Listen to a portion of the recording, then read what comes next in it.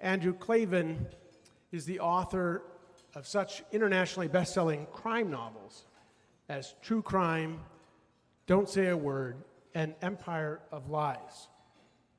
Stephen King called him the most original novelist of crime and suspense since Cornell Woolrich. Mystery Writers of America Edgar Award. He's been nominated 5 times for the Edgar Awards and won it twice. He has also won the Thumping Good Read Award from the W.H. Smith and has been nominated twice from the Bookeron's Anthony Award. His books have been translated into many, many languages and published around the world. His most recent work of fiction is the serial fantasy thriller podcast, Another Kingdom, which was iTunes' list of the top 100 podcasts. It will be published as a novel trilogy yet this year. Ladies and gentlemen, please join me in welcoming to the stage Andrew Klavan.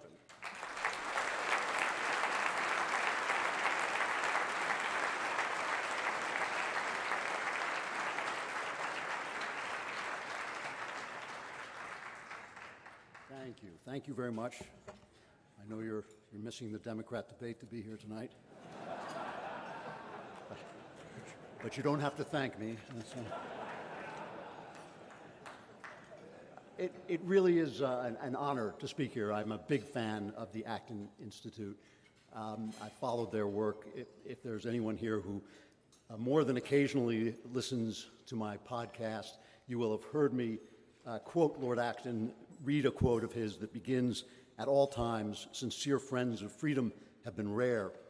It is good, very good, coming from LA, to be at a gathering of those sincere friends.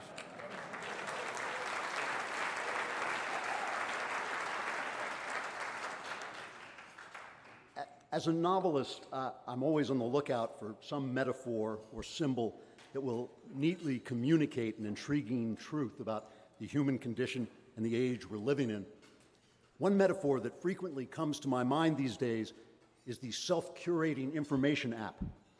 I have several of these on my iPhone and iPad. They're those gizmos that somehow track the articles you read so they can offer you more of what you like.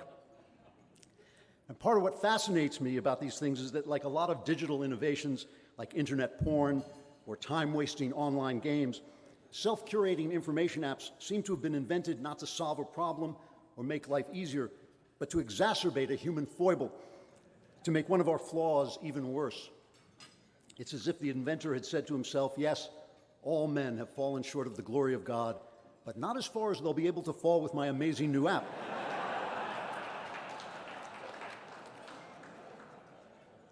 The self-curating information app seems programmed to facilitate what the shrinks call confirmation bias, our tendency to process and analyze information in such a way that it supports our pre-existing convictions. My self-curating information apps select articles for me to read according to my tastes, and in doing this, they serve my prejudices and gradually eliminate from my newsfeed any facts or ideas that might disturb my self-certainty or undermine my preconceived notions. They work so well that many times, and I'm not making this up, this has happened to me quite a lot, I will open the app to find it filled with articles written by me.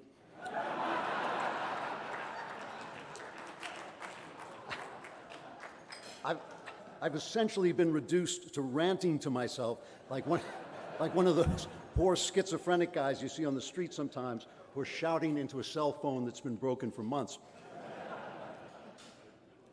Now, it's not an original insight to say that we live in a niche culture. We are, each of us, increasingly immersed in our own little world of self-confirming ideas. If Jean-Paul Sartre was right and hell is other people, we should all feel now that we're in a nice little heaven of our own. But Jean-Paul Sartre was never right about anything. That's actually how you become a famous French philosopher.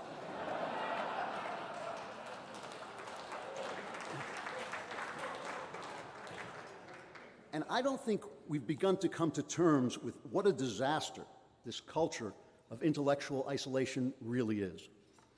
In the mazes of our self-curating information universes, the voices of those who disagree with us can only reach us distorted by the filter of our own convictions. We can hear what they're saying, but we can't imagine why they're saying it. Debate seems impossible, outreach seems impossible, even common civility sometimes seems impossible. This is especially disastrous for those of us in the counterculture, the cultural minority. I'm speaking, of course, about you and me. Those members of the thinking classes who believe in God and the human creature made in his image. Many of us now spend our days in a constant state of flabbergasted consternation at the absolute and utter nonsense that comes out of the mouths of seemingly intelligent people.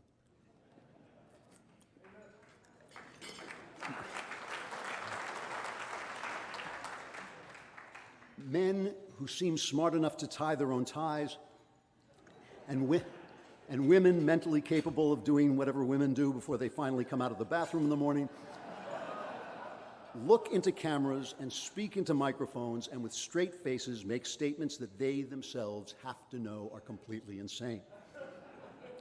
Gender is a social construct, and therefore a man who believes he is a woman in fact. Abortion, moments before birth, even sometimes after birth, the killing of a newborn baby, is a woman's right, as opposed to a horrific atrocity. All cultures are equally deserving of respect because morality is relative. Not only are these statements absurd on the face of it, but in spite of that, or possibly because of that, they have come to be protected by an increasingly elaborate system of customs and manners that is enforced by societal sanction. On any given day, you can wake up to find that what human beings have known to be true for thousands of years has suddenly become unspeakable. And if you don't sign on to believing the new lie, you're a bigot, a sexist, a homophobe, some kind of hater, and must be punished. To say that men and women are inherently different, or that transgender women are not women at all, or that an actual real live woman has exactly zero moral right to terminate the life inside her, or that some savage and oppressive culture is self-evidently inferior to our own, all of these obviously true statements can get you banned from or bullied on your social media platform, excoriated in the press, or fired from your job. Let me give you one recent example that I think is illustrative of the greater point I'm going to make. In England, a Christian doctor was fired from a department of the National Health Service for refusing to accept the idea that a man who says he's a woman is a woman. The idea offended him both as a scientist and as a Christian.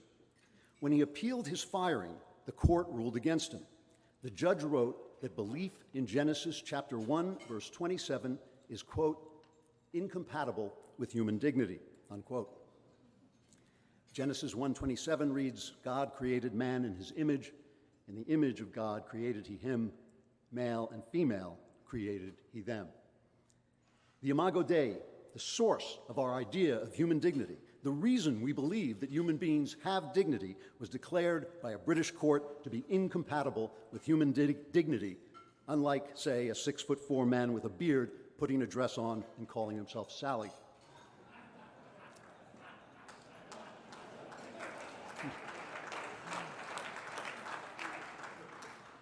Where the Imago Dei is deemed out of keeping with human dignity,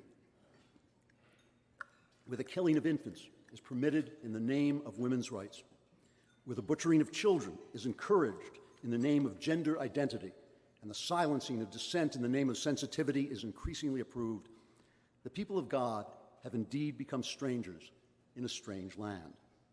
We may be forgiven for wondering not merely how we can win back the West's intelligentsia to some semblance of sanity, but how we can communicate with such degraded imbeciles at all. How can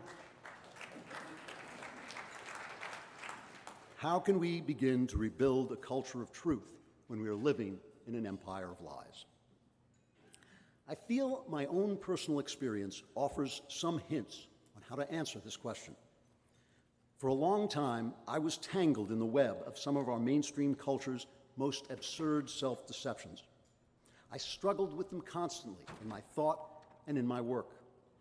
As a young man, a modern man, a sophisticated, urban, intellectual man, I was schooled in moral relativism from university upward. It was the intellectual sea in which I swam. The theme of all my early novels was the inescapable subjectivity of human perception, the impossibility of putting your hand or your mind on anything that could reasonably be called reality.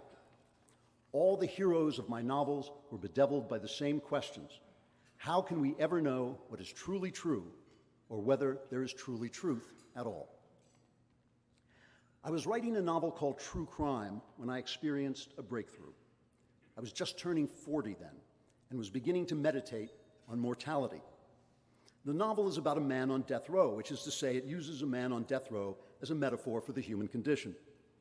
In the opening scene, the condemned man awakens from a dream of freedom to find himself inescapably in his cell, undeniably awaiting execution.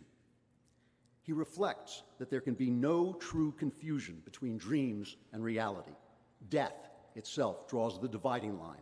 Death puts a limit on the subjectivity of perception and therefore on the relativity of truth.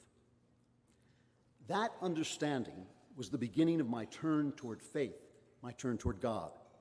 It had been a long, long journey to reach that crossroad. For most of my life, I was an agnostic, which means in practice I was an atheist. I was born and raised a Jew. It was important to my father that my brothers and I were taught the rituals and traditions of the Jewish people, but neither of my parents had any active belief in God. Without God, religious rituals and traditions, wise and beautiful though they may be, seemed nothing but an empty show to me. I was reluctantly bar mitzvahed by my father's decree, but in the aftermath I felt like a hypocrite. I had declared myself a living member of a faith, but I had no faith because I'd been raised to have no faith. One night when my family was asleep, I crept out of my house carrying a box full of the jewelry and savings bonds I'd received as bar mitzvah gifts. I buried the box deep in the trash can outside so it would be carted off by the garbage man in the morning before anyone found it. That was my declaration that I was done with the inauthenticity of godless religion. From then on, through a mentally troubled youth, I was committed to what I and others have called the burden of unknowing. I continued to carry this burden even when, at 28, I went insane. I became crippled by rage and hypochondria. I was lost in self-aggrandizing fantasies and bizarre mysticism. I yearned for faith, but refused to give in to my yearning. I felt it would be weak and cowardly to use God as an imaginary lifesaver to keep me from drowning in my own misery. When I look back now, it's painfully obvious to me that God was continually calling out to his tormented child, but I absolutely refused to hear him. I was a modern man, a sophisticated man, an urban intellectual man. I mean, I was submerged in the relativistic insanity of modern, sophisticated, urban intellectual life. To acknowledge my supernatural creator would have betrayed my integrity as a thinker. I was trapped inside a genuine paradox. For me to accept the truth of God would have been dishonest. I believe that God, in his mercy, solved this riddle for me. He put aside his majesty for my sake. He even put his name aside in order to speak to me in secular terms I could understand and accept. Once, using this method, he even pulled me back from the brink of suicide. I was about 30 then. I was in despair. I was sitting alone in a dark room, plotting my own death. I was repeating over and over in my mind, like a mantra, the words, "I don't know how to live. I don't know how to live." A baseball game was playing on the radio in the background. A hero of mine, the catcher, Gary Carter, hit a ground ball single. After the game, an interviewer asked him how he had managed to beat the throw to first base when his knees had been ruined by squatting in the catcher's position for so many years. Carter was a devout and outspoken Christian. He was always talking to interviewers about Jesus Christ this or praise Jesus that. I absolutely hated this about him. Every time he did it, it made me shudder as if someone had dropped a worm down the back of my shirt. If he had praised Jesus that day, I would have ignored him. But oddly, he didn't mention Christ at all. Instead, as I sat there reciting to myself, "I don't know how to live," Carter said simply, "Sometimes you just have to play in pain." Those words struck deep into my heart. I seized on them instantly. I thought, I can do that. And I made the decision to live. Like all good modern men of that time, I was immersed in the atheistic ideas of Sigmund Freud. So God sent me a psychiatrist of genius who healed my mind and saved my life. It was only then when I found mental health and happiness and professional success, when I was no longer afraid that faith would merely be a crutch in troubled times, it was only then I was able to trust myself and to ferret out the flaws in the world's philosophy. It took me about 10 years to work it out. If there is no truth, then it can't be true that there is no truth. If death is real, then life also must be real. And if life is real, then our healthy perceptions of reality, our experience of love and the good, must be at least a human version of the truth and therefore grounded in ultimate truth.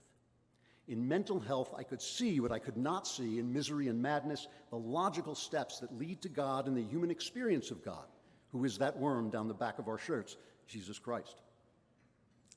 This discovery filled me and continues to fill me to this day with so much serenity and joy that I have sometimes gone before God and complained to him that he allowed me to waste so much of my life before I found him. I've said to him, Lord, Jew though I am, why did you let me wander in the wilderness for 40 years?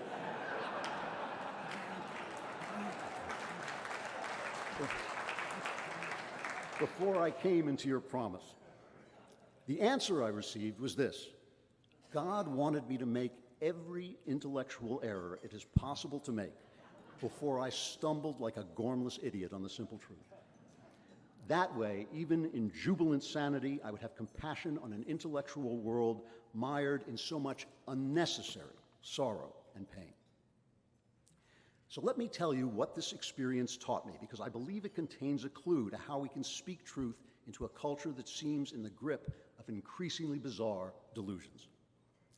The people who are talking nonsense now, the artists and the philosophers and commentators and journalists and politicians, the people who say there's no essential difference between men and women, between the blessing of new life and the evil of abortion, between the superiority of free cultures and the inferiority of slave states, these sophisticated people who are babbling words of lunatic stupidity are not just babbling words of lunatic stupidity. They are babbling words of lunatic stupidity that make perfect sense if there is no God. If there is no ultimate truth, there can be no truth at all. If there is no ultimate good, there can be no good at all. If there is no ultimate love, there can be no love at all, no real spiritual or emotional experience at all. Indeed, if there is no ultimate spirit, there is no spirit whatsoever. Each of us is just a meat puppet with a chemistry set inside. This materialist outlook is so pervasive now that it affects all of us. Even those of us who have faith treat ourselves like we're just meat and chemistry. Listen to the way we talk. When we're excited, we say we have an adrenaline rush. When we're happy, we say it's a dopamine rush, as if the chemicals cause the emotions, which doesn't even make sense when you think it through. We take medicine for depression as if our spiritual distress were a chemical event. I'm not opposed to the judicious use of medications, but isn't it odd that with all these wonderful antidepressants available, suicide rates in the US have risen 33% in the last 20 years? When you adopt this materialist worldview, madness follows with perfect logic. If you're a man but want to be a woman, you need only mutilate your flesh and take hormones and will be so. If you're a meat puppet plus a chemistry set, change the meat, change the chemistry, and you have changed everything. It makes sense that a baby can be slaughtered without conscience. What is it, after all? What are any of us but a cluster of dividing cells? Meat, chemistry. Communism makes sense because a nation of slaves who all have the same amount of money is more practical than a nation of free men who experience some natural inequality. What good is freedom to a meat puppet? What does a meat puppet need besides meat? All the nonsense our elites believe is logical in a godless world. It only seems insane because it is insane, because we don't live in a godless world. Their logic is not built on the facts. Their reality is not real.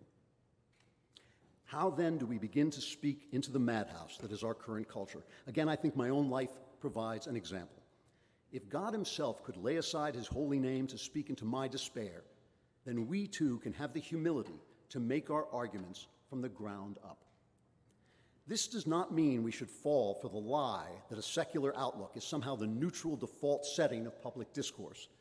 Secularism is a cult. It endangers our freedoms because it attempts to solve spiritual problems by increasingly oppressive, materialistic, and political means. Socialism replaces charity. Enforced inclusion replaces love of neighbor. Me Too anger and legalism replace manly honor and womanly virtue. Climate panic replaces eschatology, and on and on. We can't pretend to join that cult of secularism, but we can learn to present God in ways that secular people can understand if they choose. This is, strangely, not a solution that religious people always like to hear. A few years ago, a well-heeled Christian organization invited me to appear on a discussion panel with other Christian artists. We were asked the question, what is the mission of a Christian artist in our time?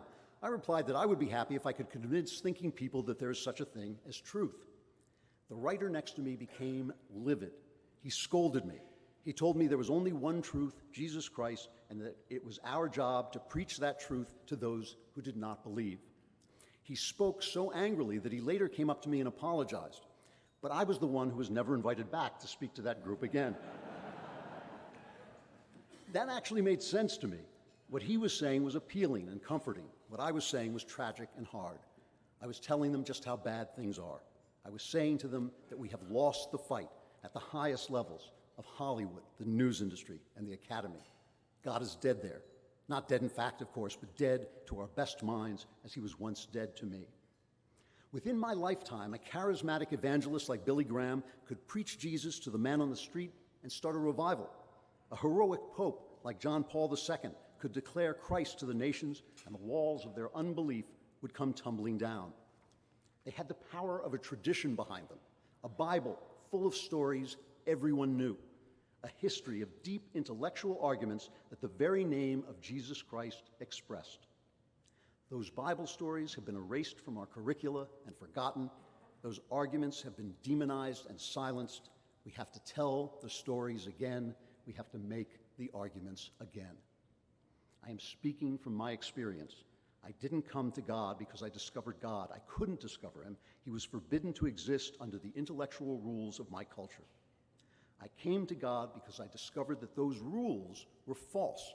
I came to God because through stories and reasoning, I discovered there was such a thing as truth, and from that discovery, faith logically, inexorably followed.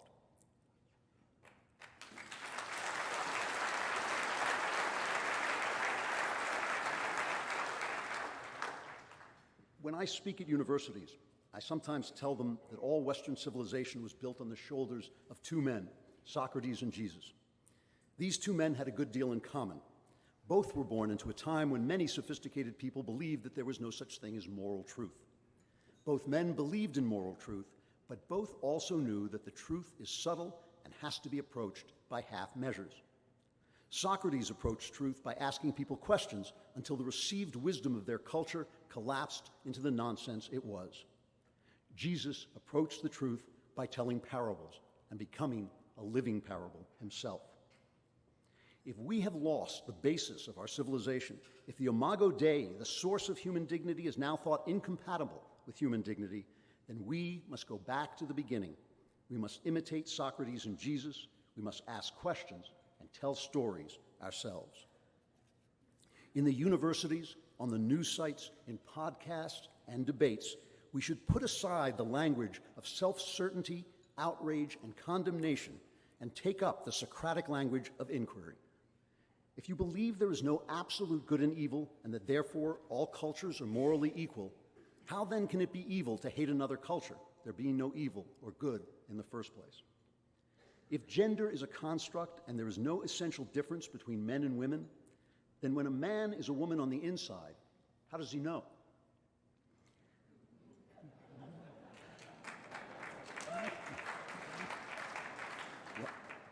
Likewise, we must learn to tell stories, write novels, make movies and TV shows that speak to people where they are. This is why I disagree with religious people when they say, for instance, that there's too much sex and profanity and violence in today's art and entertainment.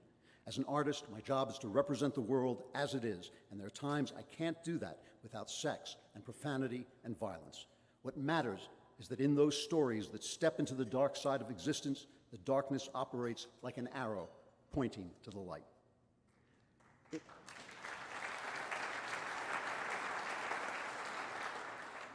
In my case, for instance, it was reading Dostoevsky's novel Crime and Punishment that began my long turn away from moral relativism.